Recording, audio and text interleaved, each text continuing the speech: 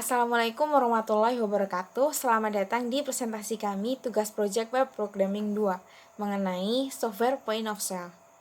Sebelum kami mempresentasikan, perkenalkan terlebih dahulu anggota kelompok kami. Yang pertama, Aisyatun Nafisah, Desi Awaliyah, Fatnur Alamanda, Rizky Mei Pratama, Ratnastia Ningrum, Sisti Istiqomah, dan yang terakhir Wulan Aprilia.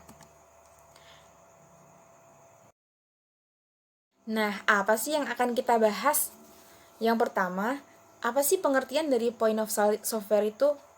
Yang kedua, manfaat yang kita peroleh apabila kita menggunakan software point of sale. Dan yang terakhir, bagaimana penjelasan mengenai coding dan cara merunning aplikasi dari software point of sale. Oke, selanjutnya, apa sih pengertian dari point of sale software? Point of sale software adalah aplikasi yang digunakan untuk mendukung transaksi antara penjual dan pembeli di berbagai toko retail. Nah, seiring perkembangan teknologi, point of sale telah memanfaatkan internet dengan fitur-fitur yang mumpuni sehingga membantu para pemilik usaha. Untuk di Indonesia sendiri, point of sale biasa disebut dengan mesin kasir. Dan pada umumnya, point of sale biasanya berbentuk mesin, smartphone, tablet, dan yang biasa digunakan di berbagai toko retail. Fungsi-fungsi dari point of sale. Yang pertama, mendata setiap transaksi secara lengkap. Yang kedua, dapat melakukan cek stok. Yang ketiga, laporan profit usaha. Yang keempat, dapat mengganti harga secara massal dengan cepat. Dan yang kelima, mengetahui omset dan inventory. Yang terakhir, mempersingkat transaksi dan menjaga keamanan. Bayangkan saja, tanpa bantuan point of sale, kamu masih mencatat secara manual, mulai dari stok, report, hingga catatan transaksi perharinya. Nah, disinilah pentingnya sistem point of sale yang akan menyingkat waktu para pemilik usaha dalam bekerja. Selanjutnya, kelebihan apabila kita menggunakan software point of sale. Yang pertama, akan mendata secara detail setiap transaksi yang terjadi pada tiap cabang retail yang sudah dikonfigurasikan sebelumnya. Yang kedua, dapat memberikan laporan secara real time sesuai keadaan di lapangan. Dan yang terakhir, memproses transaksi secara tepat dan efisien. Pembahasan aplikasi dari point of sale. Point of sale adalah program aplikasi yang khusus dibuat untuk toko, distro, butik, resto, bahkan dapat juga digunakan untuk jasa pelayanan. Point of sale sangat sederhana dan mudah digunakan. Nah, program yang telah kami buat ini digunakan menggunakan framework kode Knitter dan dapat dijalankan dengan sebagaimana mestinya. Walaupun sederhana, program point of sale sudah memiliki fungsi yang lengkap, dari koreksi stok dan sudah menggunakan sistem point of sale itu sendiri. Data bisa dikelola secara leluasa walaupun perlu mengatur hak atau permission untuk bisa melakukannya. Laporan yang dihasilkan juga lengkap, serta opsi dan tools untuk mengatur tampilan juga lengkap. Nah, untuk selanjutnya, tidak usah berlama-lama, mari kita merunning aplikasi dari point of sale itu sendiri. Langkah pertama yang kita lakukan adalah melakukan login sebagai admin terlebih dahulu. Kita memasukkan username dan password sebagai admin.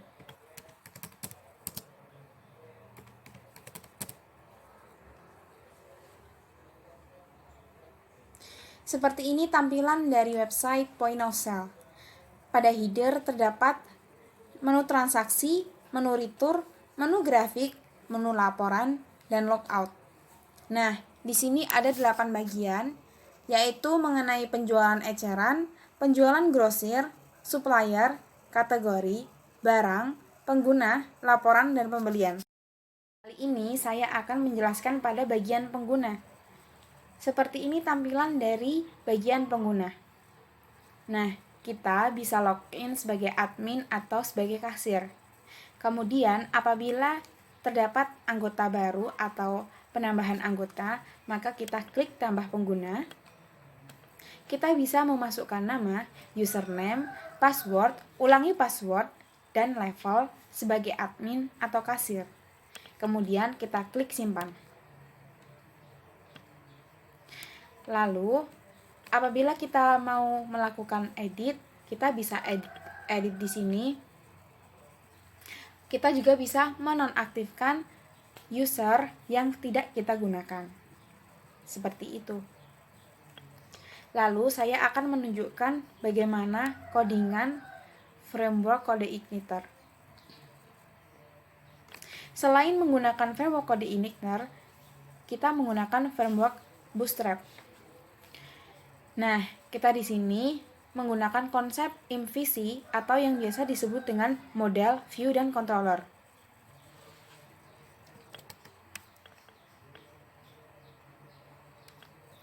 Nah, kita mencari bagian model pada pengguna.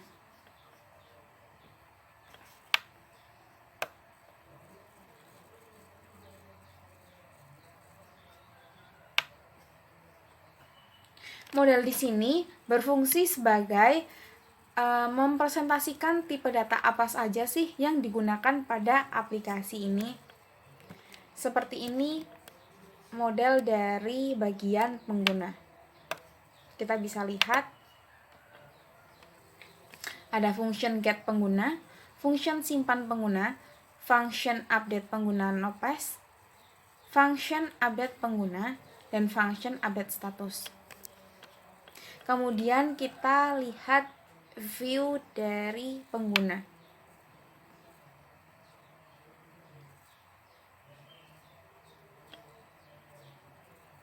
Nah, view di sini berfungsi sebagai menampilkan interface pada bagian pengguna di halaman browser.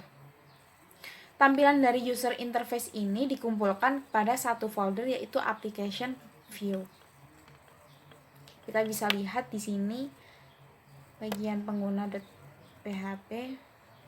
Kemudian yang terakhir pada bagian controller di bagian pengguna. Controller di sini berfungsi sebagai kumpulan instruksi aksi yang menghubungkan antara model dengan view. Seperti ini codingan bagian controller pada pengguna. Untuk bagian-bagian yang lain akan dijelaskan oleh teman-teman saya. Di sini ada penjualan eceran, penjualan grosir, supplier, kategori, pembelian, laporan, pengguna, barang. Di sini saya akan mempresentasikan tentang penjualan eceran.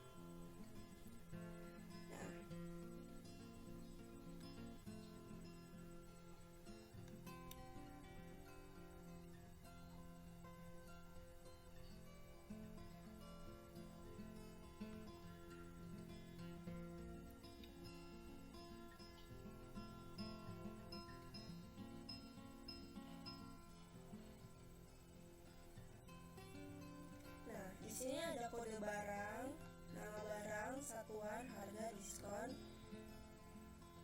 GTY, total aksi, total belanja, tunai, kembalian, dan simpan. Kita di sini ambil contoh kode barangnya BR000014. Maka akan muncul otomatis nama barangnya. Ini nama barangnya. Dan di sini stoknya tinggal 2, harga satuannya 10.000. Di sini kita bisa input diskon sesuka hati kita. Misalnya kita ambil contoh diskonnya 4.000. Lalu saya mau belinya 1, jumlahnya 1. Lalu klik OK.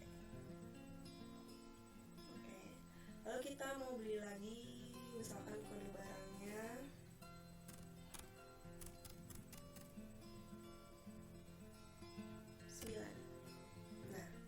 akan otomatis muncul. Stoknya tinggal 2. Kita ketik contoh misalkan diskonnya 1.000. Nah, dua, jadinya itu kita hanya bisa milih jumlahnya 1 atau 2 ya. Lalu saya ambil contoh jumlahnya 2. Lalu oke. Maka akan muncul otomatis total belanjanya di sini. Lalu kita misalkan ngasih tunainya 50.000. Nah, otomatis kembalinya akan muncul di sini. Lalu misalkan sudah, kita simpan, cetak. Nah, akan muncul seperti struk seperti ini. Dari nofaktur, tanggal, keterangan, total, tunai, kembaliannya lengkap di sini. Nah, kita di sini mau bahas kode barang. Kenapa sih kode barangnya itu BR0001, BR005, BR003?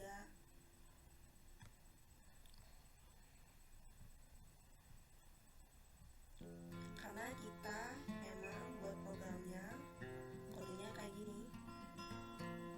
Ini kode barang, nama barang, harga satuan, harga grosiran. Nah, seperti ini di dbdunjualan.sl. Oke, Assalamualaikum warahmatullahi wabarakatuh. Saya Fatmar Alamanda akan menjelaskan poin lanjutan mengenai penjualan grosir. Pertama-tama kita masuk ke penjualan grosir, kemudian kita masukkan kode barang. Sebelumnya saya sudah input tadi kode barangnya. Nah, ini kode barangnya, kita klik saja 1. Oke, terus kita masukkan nominal uang tunainya. Di sini sudah melakukan pembayaran, sedang proses lanjutannya adalah melakukan pembayaran. Kita masukkan nominalnya adalah 10.000. Kemudian kita simpan. Nah, kita sudah berhasil, bisa kita cetak. Nah, kita cetak ini adalah faktur penjualannya, kemudian kita bisa cetak atau kita simpan sebagai PDF. Saya simpan sebagai PDF.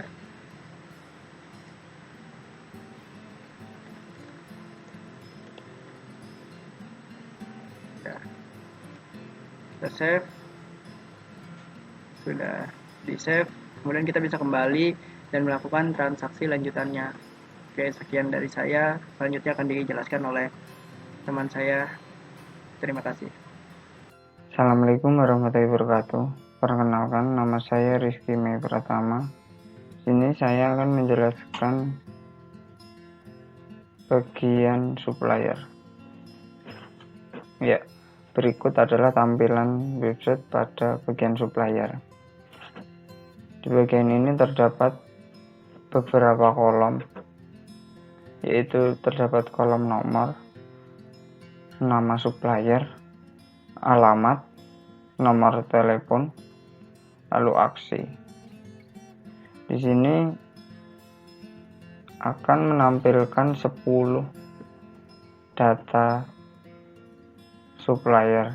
Jika ingin menampilkan lebih dari 10, kita bisa mengubahnya di sebelah show. Terdapat menampilkan 25 atau 50, dan kita hanya memberikan batas maksimal 100 data yang bisa ditampilkan. Jika melebihi dari 100 akan melanjutkan ke bagian selanjutnya. Ya, di sini ada bagian search.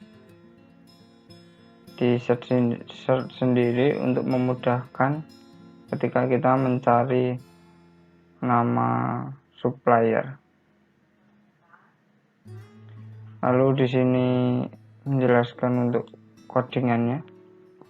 Ya, di codingan sendiri kita menggunakan PHP, CSS untuk merapikan website, lalu ada JavaScript, lalu ada Bootstrap juga untuk lebih apik. Di sini ada modal add, modal edit modal hapus, lalu end modal, dan terakhir terdapat footer. Nah, kita kembali ke website. Ya, di sini saya akan memberikan contoh untuk menambahkan data supplier. Di sini ada tulisan tambah supplier dengan background warna hijau, ada tanda plus. Kita klik, lalu kita disuruh untuk menuliskan data-data sebagai berikut. Lalu kita lanjut, kita berikan nama, berikan alamat, nomor telepon, lalu kita klik simpan. Data yang baru saja kita buat akan muncul di sini. Lalu di aksi sendiri kita diberikan tambahan untuk edit jika kita ada salah penulisan di nama, alamat maupun nomor telepon, atau hapus untuk menghapus data supplier yang kita inginkan. Terima kasih. Assalamualaikum warahmatullahi wabarakatuh. Di sini ada tampilan untuk kategori point of sale. Kita bisa lihat ya. Di sini. Oke. Ada penjelasan untuk kategori tersebut. Kita buka di webnya. Nah, di sini ada kategori barangnya. Banyak macam-macam merek yang bisa kita sorting. Kita next aja. Macam-macam kategorinya di sini ada. Bisa kita tambahkan sendiri kategorinya. Karena kita admin, kita bisa menambahkan. Contohnya misalnya Apple. Klik simpan. Lalu di sini akan muncul Apple yang sudah kita tambahkan tadi. Nah, untuk database-nya juga kita lihat database kategori tabelnya. Kita import dulu dari file database kita, lalu akan masuk dan muncul di sini sebelum mengelink ke web tersebut. Nah, oke. Kita lihat di Sublime-nya. Di sini udah masuk kode-kodenya yang kita input sebelumnya di tabel kategori. Halo, saya Ratna dan saya akan menjelaskan menu barang. Di sini ada menu barang, kita tinggal mengkliknya saja 2 kali untuk membuka. Lalu akan muncul tampilan seperti ini. Masih loading ya.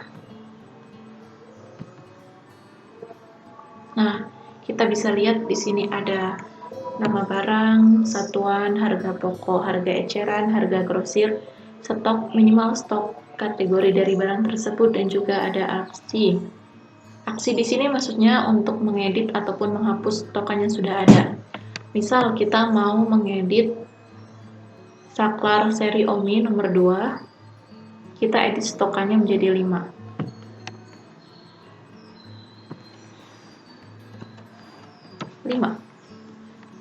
Kita klik update, nah, otomatis berubah menjadi 5. Atau misal kita mau menambah barang, di sini sudah ada menu tambah barang, kita tinggal klik saja, tampil seperti ini. Kita ketik atau pilih saja saklar visual 1, 2, 3, kita asal saja ya.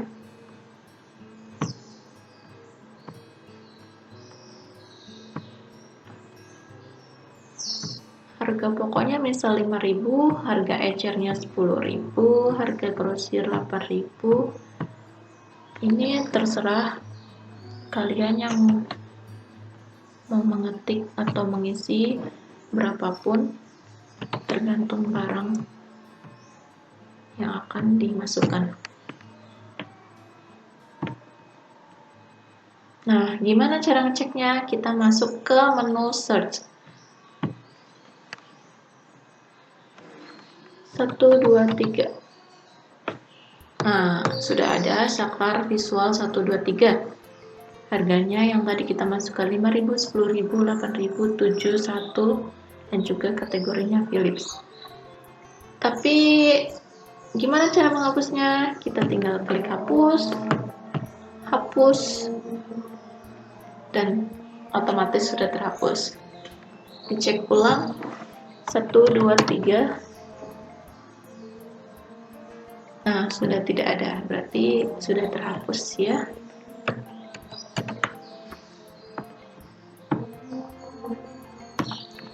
Show di sini maksudnya untuk ini ya, antrian barangnya atau nomor barangnya. Misal kita mau melihat per 25, otomatis nambah 25. Next, dia jadi kelipatan 25, jadi 50. Kurang lebih seperti itu. Untuk codingannya kita bisa lihat seperti ini.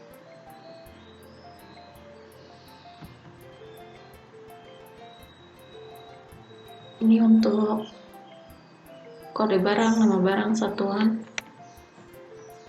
dan lain sebagainya. Ini untuk satuannya. Dan kurang lebih seperti itu. Memang agak panjang, semoga bisa dimengerti. Kita balik ke menu awal.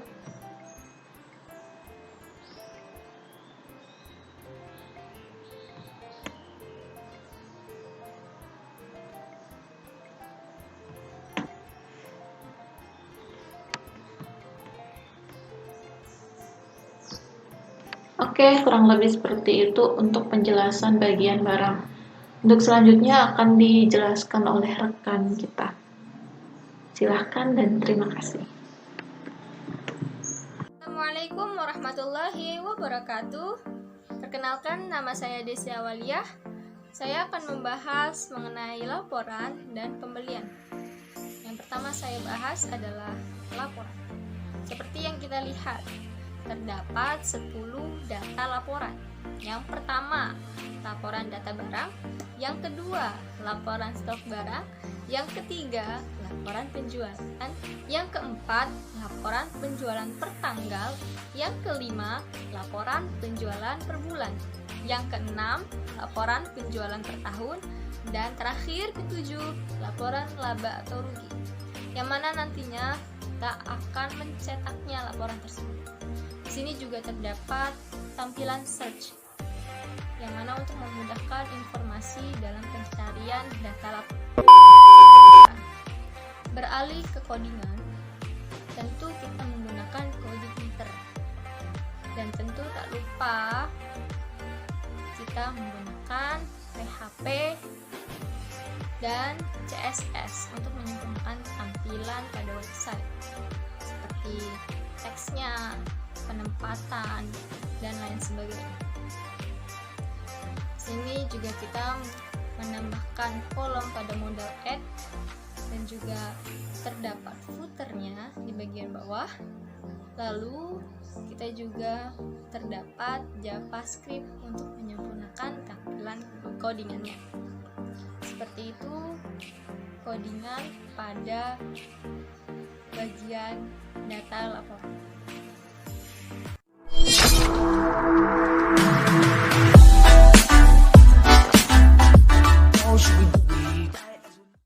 Dengan saya Desi Awaliyah, saya akan membahas bagian kedua, yaitu pembelian barang.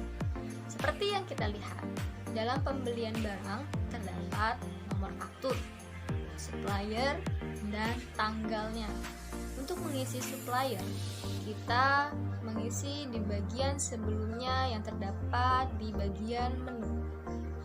Lalu dilanjut ketika sudah mengisi suppliernya, kita mengisi bagian kode barang yang terdapat di bagian sebelumnya juga, yaitu di bagian barang.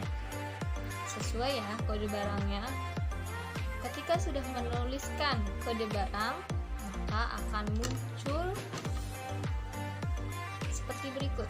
Nama barangnya, satuannya, harga pokoknya, harga jualnya, jumlah belinya, set totalnya, dan aksinya oke atau batal. Lalu setelah itu kita menyimpannya. Setelah simpan, masuklah ke bagian database dan tersimpan di bagian database-nya. A few moments later.